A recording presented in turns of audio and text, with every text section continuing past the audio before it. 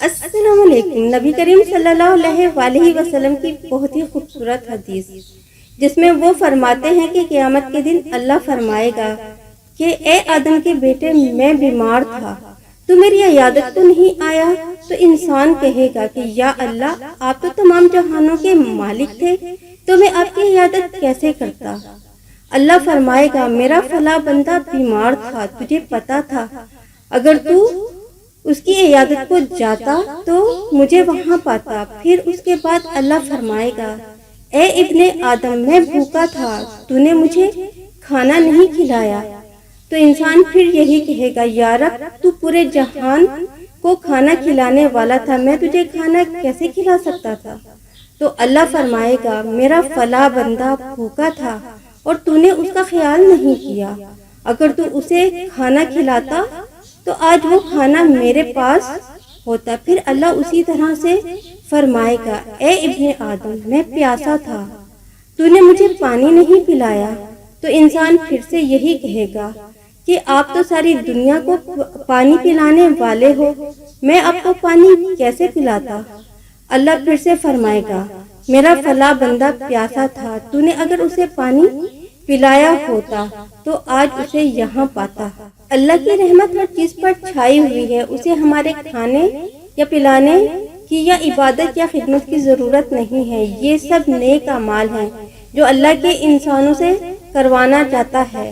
ضرورت اس بات کی ہے کہ ہمیں یہ پتہ ہونا چاہیے کہ اللہ کی رحمت ہوتی کیا ہے، قرآن کا زندگی میں کھل جانا اس سے بڑھ کر کیا رحمت ہوگی۔ ہمیں نیکی کی توفیق مل جانا رحمت ہے، والدین کی خدمت کی توفیق مل جانا رحمت ہے، یہاں تک کہ اللہ کی رحمت ان پر بھی ہے جو اللہ کو نہیں مانتے۔ لیکن اللہ کی رحمت خاص طور پر کن لوگوں کے لیے ہوتی ہے؟ اللہ کی رحمت اپنے ان خاص بندوں کے لیے ہوتی ہے جو اللہ کے ناراض ہونے سے ڈرتے ہیں، زکوٰۃ دیتے ہیں، اور وہ لوگ جو اللہ کی آیات پر ایمان لاتے ہیں۔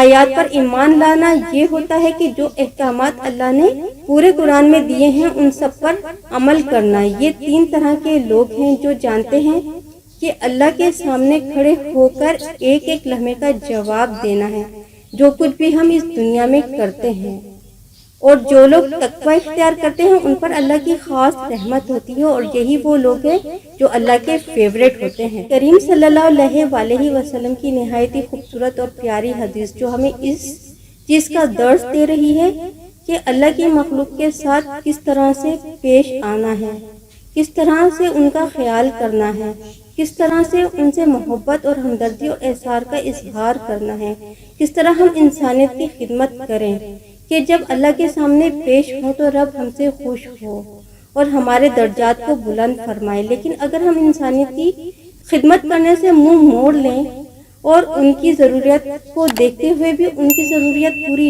نہ کریں اور انہیں نظر انداز کر دیں تو یہ نہ سمجھیں کہ اللہ ہم سے سوال نہیں کرے گا، یقیناً وہ ہمارے ایک ایک اعمال کا سوال ہم سے کرے گا۔